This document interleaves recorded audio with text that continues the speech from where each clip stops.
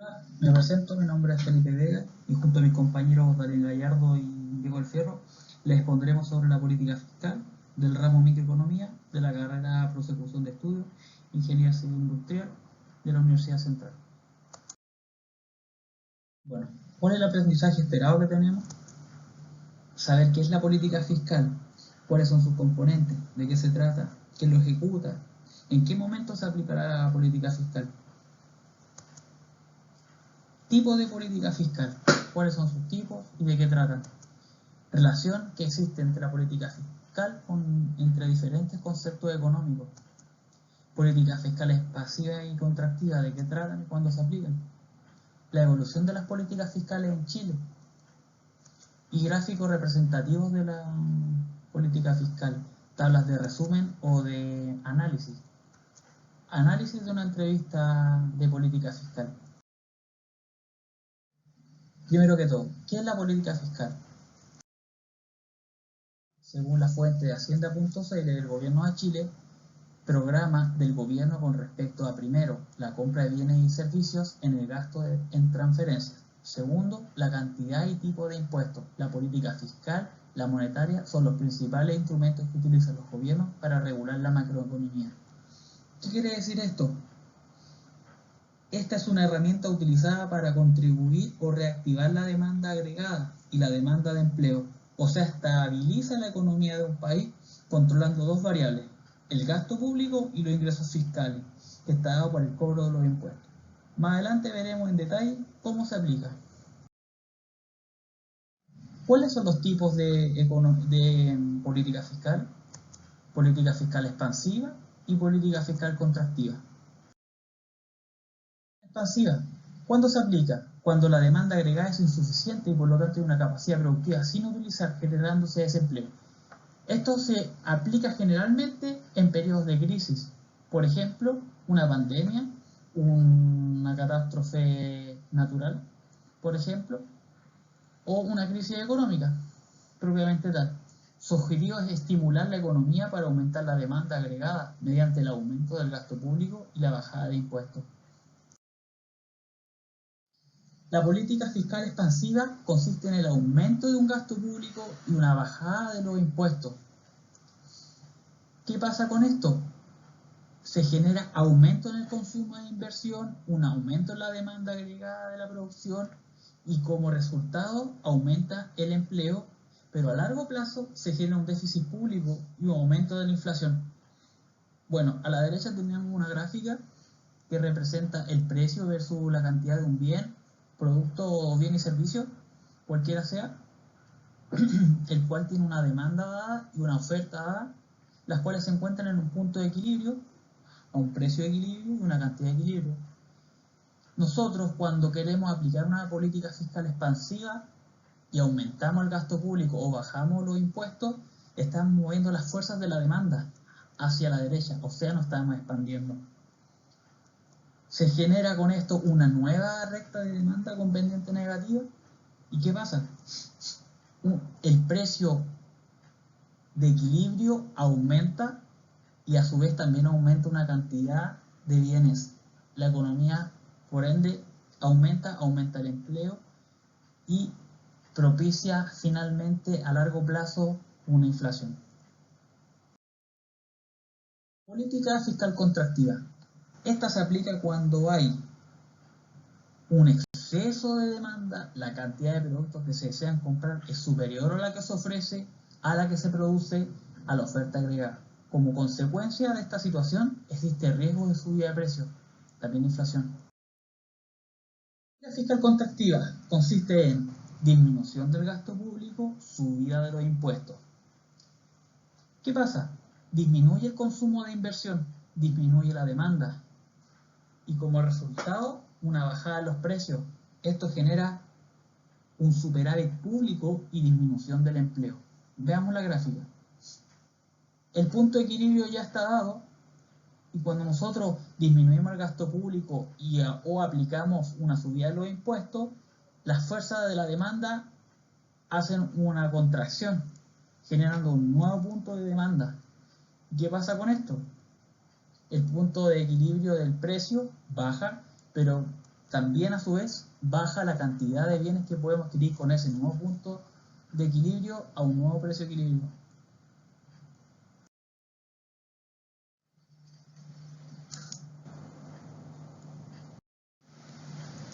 ¿Cómo se relaciona la política fiscal con otros conceptos económicos?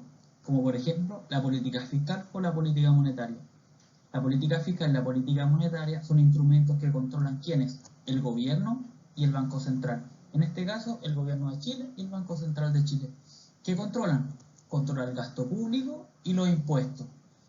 El Banco Central, por su parte, controla la oferta monetaria, o sea, la liquidez. Al aplicar una política expansiva, o sea, si aumentamos el gasto público y o disminuimos el impuesto, como resultado tendremos un aumento en el PIB. ¿Qué es el PIB? Es el Producto Interno Bruto. Es el valor total de los bienes y servicios producidos en un territorio de un país en un periodo determinado. También se le conoce como la riqueza del país. Esta se mide en un periodo determinado de forma porcentual con respecto a un periodo anterior, como también se puede medir en forma de un monto año a año.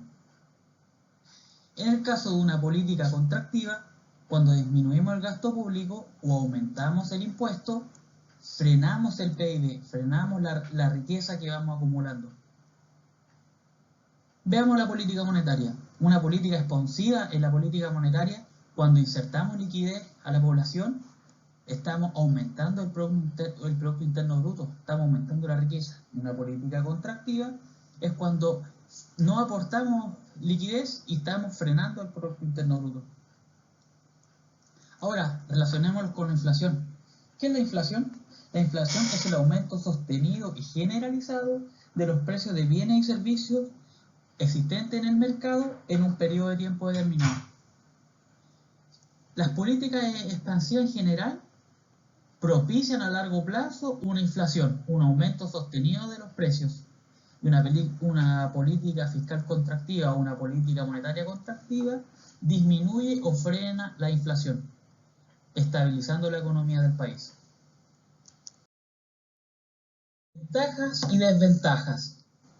A grandes rasgos, una política fiscal expansiva tiene ventajas como, por ejemplo, aumenta la demanda, si lo vemos como un productor, aumenta la inversión, aumenta el empleo, aumenta el gasto público y los que se benefician es la misma población y aumenta a bien nacional el PIB del país. Sus desventajas. Hay un exceso de consumo y por tanto un déficit comercial. Se genera un efecto de expulsión, pone en peligro la estabilidad económica a largo plazo, generando una inflación en el país. Una política contractiva, una ventaja de ello es que bajan los precios, pero disminuye el consumo, disminuye la inversión, disminuye la demanda, disminuye el empleo. Y lo más importante es que frena el crecimiento del país. Ahora veamos unos ejemplos nacionales y europeos. Los vamos a centrar en una misma noticia. En este caso, en el país Chile, tipo de ayuda fiscal, ingreso básico y seguro de desempleo. Dada la profundidad de la crisis económica y social, en el mundo se han implementado una amplia gama de programas fiscales de ayuda a personas y empresas.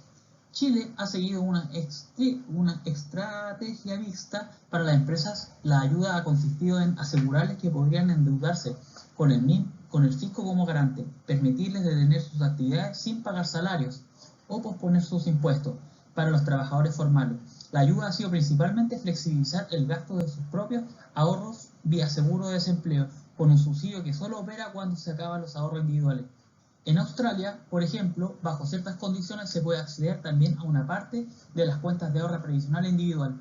En el caso de los trabajadores informales y sectores más bajos de ingresos, además de las canastas de alimentos, se ha aprobado recientemente un ingreso familiar de emergencia con un tope de 65.000 por persona por 3 meses y con valor decreciente en el tiempo. Bueno, esta noticia habla de una política fiscal expansiva. Está dando el país está propiciando un gasto público.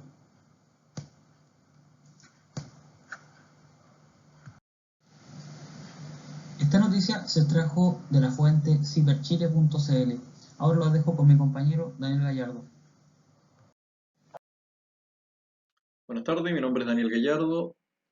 Comenzaré a hablar del impacto de la política fiscal. El impacto de la política fiscal es muy importante en el desempeño económico de un país. Existe una continua exigencia en conocer el impacto de las distintas decisiones de política fiscal, por lo que ha llevado a generar indicadores adecuados para estos objetivos. Estos son los llamados indicadores de impulso fiscal. No es una metodología única para saber el resultado de estos indicadores, sino que es una sumatoria de ellos con diversos grados de complejidad, ventajas y desventajas. Estos indicadores buscan reflejar indirectamente la presión que imprime la política fiscal sobre la demanda interna, determinando qué tan neutral, expansiva o contractiva es dicha política. El término impulso señala la dirección aproximada del impacto fiscal. El impacto real que la política fiscal tendrá finalmente sobre la actividad dependerá, entre otras cosas, de la capacidad utilizada, de la estructura macroeconómica, de la capacidad de respuesta del sector privado, del método de financiamiento, de déficit o superávit, de la composición de gasto-ingreso marginal del gobierno, etcétera, etcétera, etcétera. Este trabajo busca cuantificar este impulso para Chile durante el periodo 1990-2021, utilizando distintos indicadores existentes en la literatura. El 2019 y 2021 comento que fue proyectado, ya que en la literatura de donde se sacó todo esto era principalmente hecho hasta el año 2018-2019, donde no se preveía todo lo que iba a suceder en este momento. Entonces, para enfocarnos netamente en la economía, el 2019 al 2021 está proyectado en situaciones normales. Todos los indicadores de impulso acá presentados están estimados en forma tal que el signo positivo indica política fiscal expansiva y viceversa.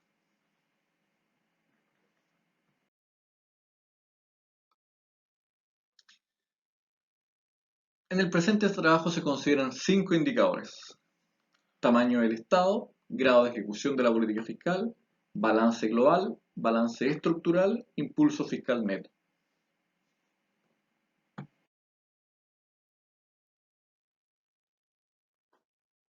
A modo de introducción a lo que viene, aquí presentamos dos gráficos.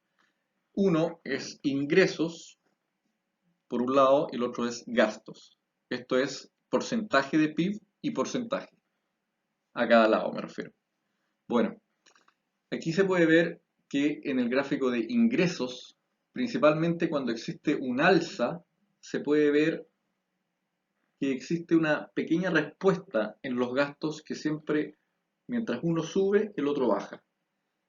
Uno puede darse cuenta, quizás no es estricto rigor siempre, pero sí hay una tendencia que cuando uno tiende a subir, el otro tiende a bajar. Sigamos con la siguiente página. Bueno, aquí veremos el primer indicador del listado, que es el indicador de impulso de tamaño del Estado. En términos de políticas públicas o económicas, la discusión tiende a considerar el tamaño del Estado como un indicador de impulso fiscal, lo que quiere decir que un aumento del tamaño del Estado correspondería a una política expansiva y una reducción del tamaño sería una política contractiva. Se puede ver en el gráfico que las líneas sobre el eje central sería positivo, bajo el eje central sería negativo, expansividad y contractividad respectivamente. Para el gráfico se observa también que los impulsos positivos tienden a ser seguidos de impulsos negativos o de respuestas negativas. Esto querría decir que después de una expansividad viene una contractividad y viceversa. Ese hecho que estoy comentando lo vamos a ver en todos los siguientes modelos. La expansividad máxima en este modelo, en este indicador, es en el año 2009, con una máxima expansividad, y la contractividad máxima se genera en el año 2004.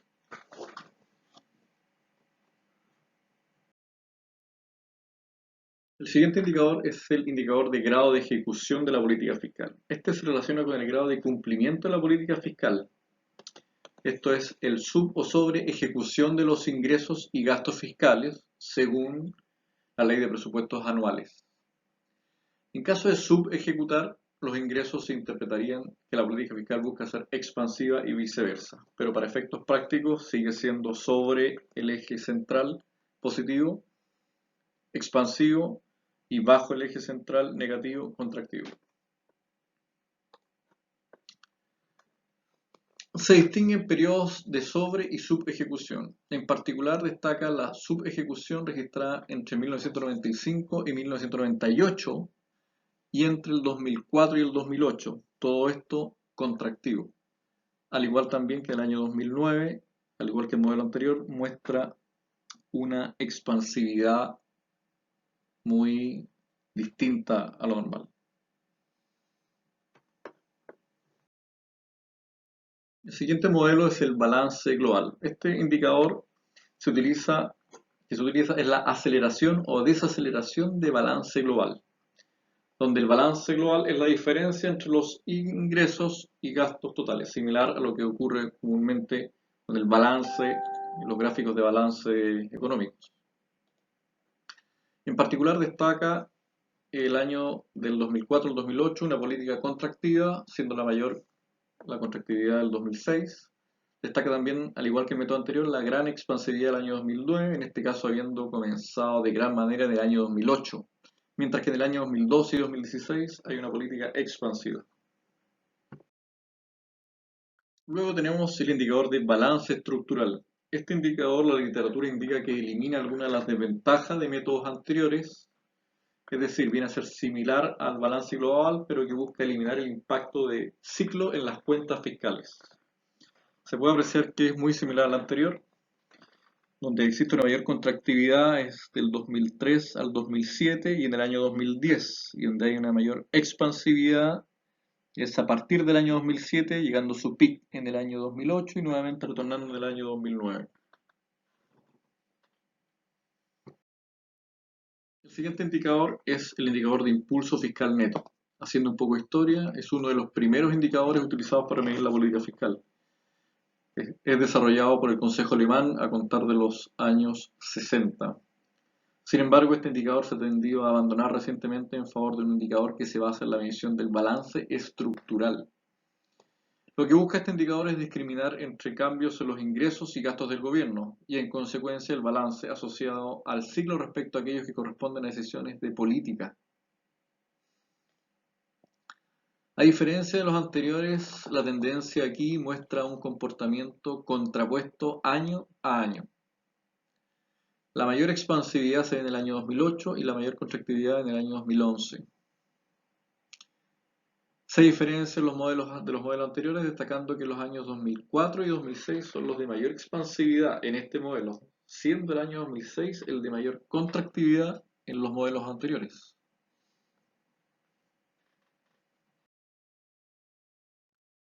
Bueno, a continuación tenemos una tabla resumen, donde es una elaboración propia, donde se marcan, por un lado tenemos los tipos de modelos, los modelos ya mencionados, por otro lado tenemos los años desde 1991 al 2021, donde se indica lo que resulta de cada modelo respecto a cada año.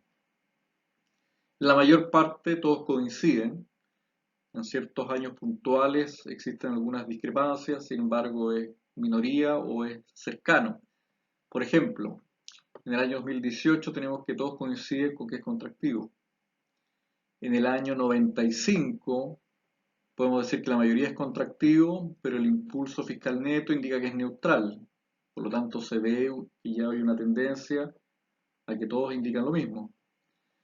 Pero, por ejemplo, en el año 2006 indican todos que es contractivo y hay uno que dice que es expansivo.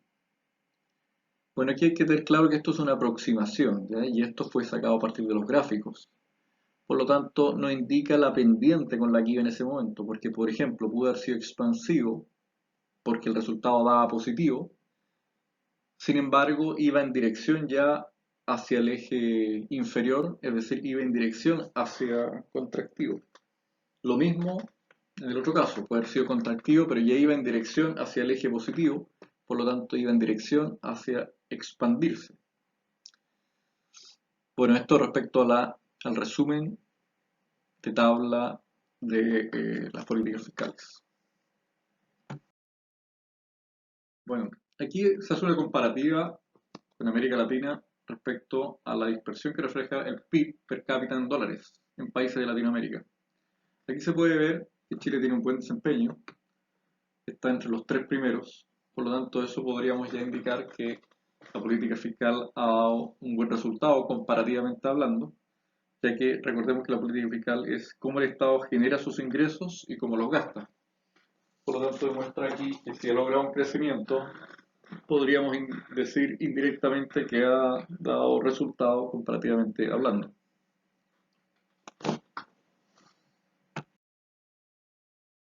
Bueno, la siguiente comparativa es en América Latina sobre el déficit fiscal. El déficit fiscal es la situación en la cual los gastos realizados por el Estado superan a los ingresos no financieros en un lapso normalmente anual. Eso implica el déficit fiscal. En este caso, se puede ver el gráfico, que Bolivia es lo que tiene el mayor déficit fiscal en Sudamérica. Mientras después viene Brasil, Argentina, Uruguay, Colombia, Perú y Chile. Eso quiere decir que la variable de déficit fiscal, comparativamente hablando, no es una de las variables más terribles para Chile, lo cual es una de las tantas variables que hace mover la política fiscal.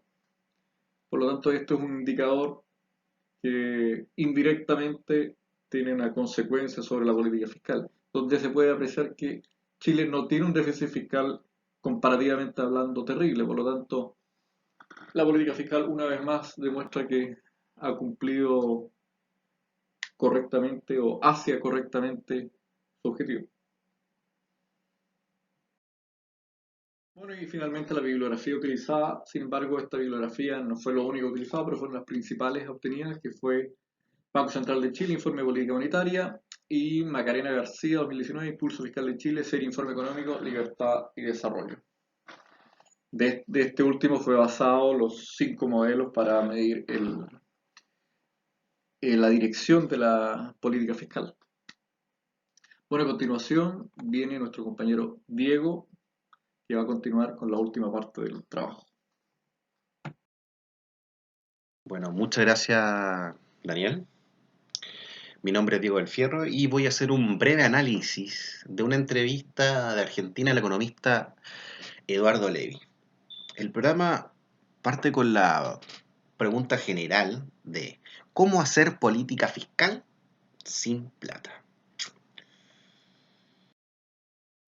En el minuto 0,27 minutos dice, una crisis biológica sobre una crisis económica, pregunta entonces la entrevistadora. ¿Qué caminos hay en este contexto para estimular la economía con políticas fiscales sin que haya recursos? Entonces, el entrevistado inicia haciendo una comparación con países desarrollados con solvencia, llegando a la inicial postura de que Argentina no presenta las condiciones económicas comparables, es decir, no puede aumentar el gasto público o endeudarse más para poder ayudar ya sea a privados o trabajadores. Es decir, no pueden aumentar el déficit fiscal. Ya voy a explicar un poco más o menos qué se refiere el déficit fiscal. Como solución postula entonces que debe haber una redistribución de los gastos. Entonces surge para nosotros la primera interrogante. ¿Cómo está distribuido el gasto público? Como podemos observar en la torta del 2019, para el porcentaje del gasto público de Argentina, el 8% de este está distribuido en defensa, el 18% en salud, el 21% en educación y el 53% en otros, que pueden ser, por ejemplo, pago de remuneraciones a funcionarios públicos, inversión del Estado en proyectos u otros. Debido a que no existe un ingreso extra probable en tiempos de pandemia y no se tiene dentro de las arcas fiscales dinero, como ya se mencionaba anteriormente, solo queda la distribución, que podría ser eliminar funciones, por ejemplo, públicas para llevarlas al área de la salud o cambiar dinero destinado en defensa y pasar a otro ítem como el copago de remuneraciones a trabajadores de empresas que se encuentran, por ejemplo, actualmente paralizadas.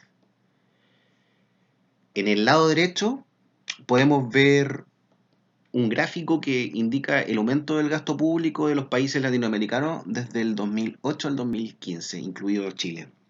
A pesar de que el gasto público está asociado con riqueza y podemos ver que Argentina tiene un aumento constante del gasto público, cuando este no se encuentra respaldado a la moneda, Disculpe, cuando no se encuentra un respaldo, que eso quise decir, a la moneda, ocurren problemas que analizaremos más adelante.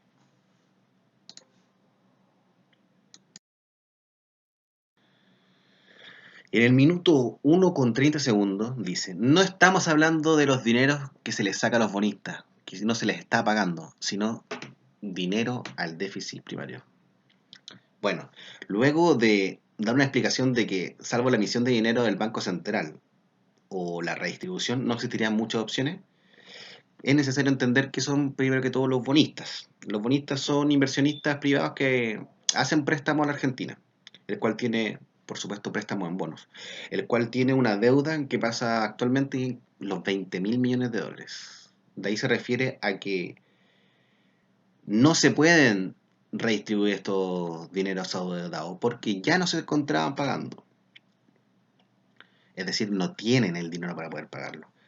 Haciendo la referencia, como se puede ver aquí en las imágenes, al déficit primario, referido a la diferencia entre los gastos corrientes o comunes o básicos, mejor dicho, de un Estado y su recaudación de impuestos sin considerar las deudas contraídas. Al considerar estos intereses, se denomina déficit fiscal. Principalmente su referencia al déficit primario es el ahorro del sector público que se puede ser distribuido. Finalmente, la política fiscal, como se ha hablado en la presentación, hace relación a los ingresos versus el gasto público, como puede apreciarse en la ilustración en la parte inferior de la pantalla.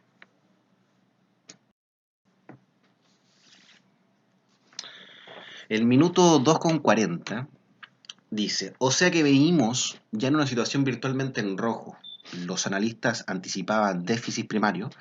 Ahora tenemos a eso que agregarle una suerte de impulso fiscal, básicamente defensiva, dice.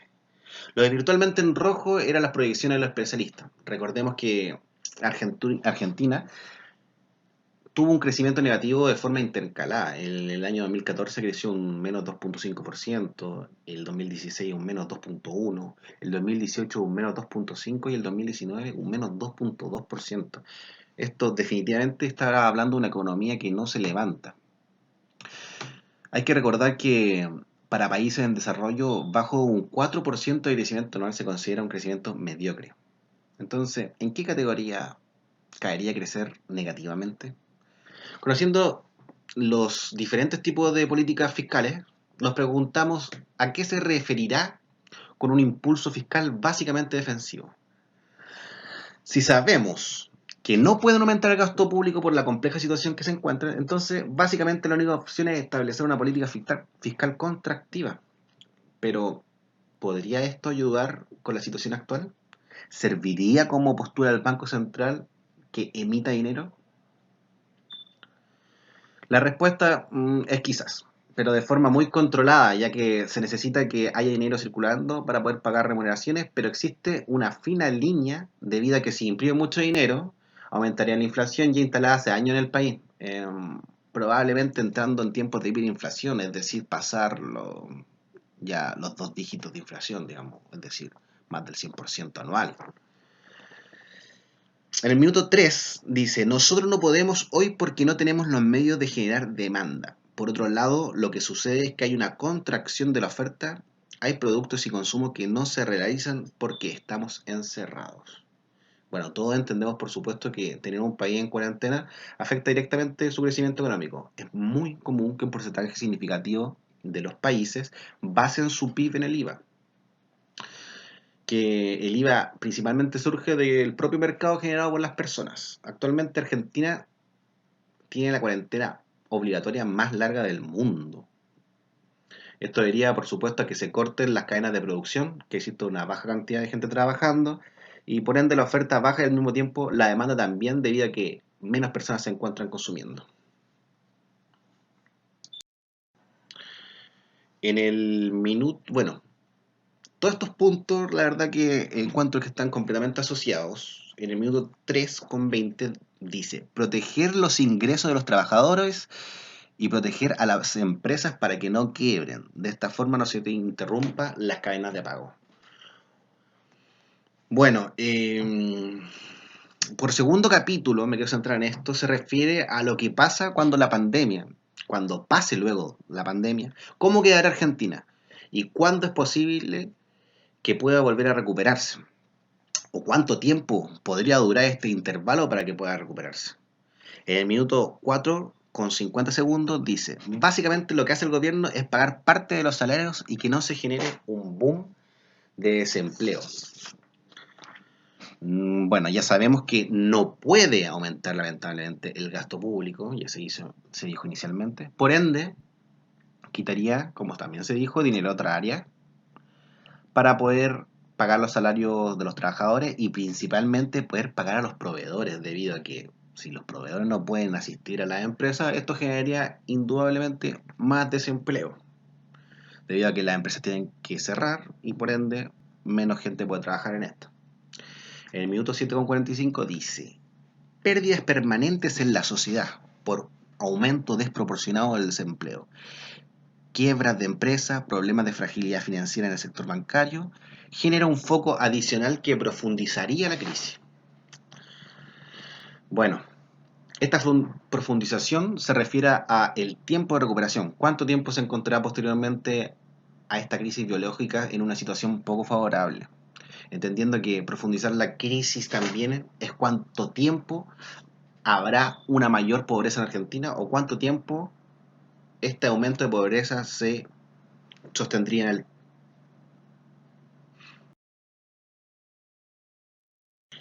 Bueno, finalmente en el minuto 9,45 dice, las medidas económicas en la cuarentena son paliativos. La entrevistadora le pregunta cuáles entonces son las medidas que proponen. Eduardo Levy nuevamente hace referencia a los subsidios del empleo para que la cesantía, que suele generalmente no recuperarse de forma rápida, no sea tan alta. Además señala los préstamos subsidiados bancarios. Estos también informa que no son una primera ni gran opción porque la mayoría de las empresas pyme no tendrían acceso a estos préstamos y por ende habrían problemas con los independientes o pequeñas empresas. Es decir, no hay muchas opciones actualmente, ya que esto empieza a repetir lo mismo, para el país vecino. En el minuto 12,15 dice, parecería que China está del otro lado de la curva, parecería que está saliendo, puede ir abriendo la cuarentena para poner la economía lentamente en funcionamiento. Hay aspectos persistentes por haber cerrado la economía. Aquí hacen un análisis un poco más global ya, empezando ya a salirse del plano local. Bueno, debido a que muchos productos se fabrican en distintos países, al cerrar estos países existe un problema que afecta a la cadena a nivel global, dejando de lado las incertidumbres incluso de los rebrotes que pueden afectar la economía. Este efecto es finalmente uno de demanda y oferta. Quisiera finalmente hacer una analogía al respecto al flujo circular de la renta, pero en una forma más macro, donde en vez de empresas y personas, estas vendrían siendo o serían cubiertos por los propios países, ya que existe una codependencia entre los países económicamente. Eso hace que, a pesar de la recuperación o que algunos países estén actualmente saliendo de esta crisis sanitaria, vuelvan lentamente adelante la economía debido a que la oferta y la demanda a nivel mundial ha bajado y el retorno de este se encuentra sujeto al tiempo. Bueno, así nosotros finalizamos la política fiscal, nuestro informe al respecto, informativo.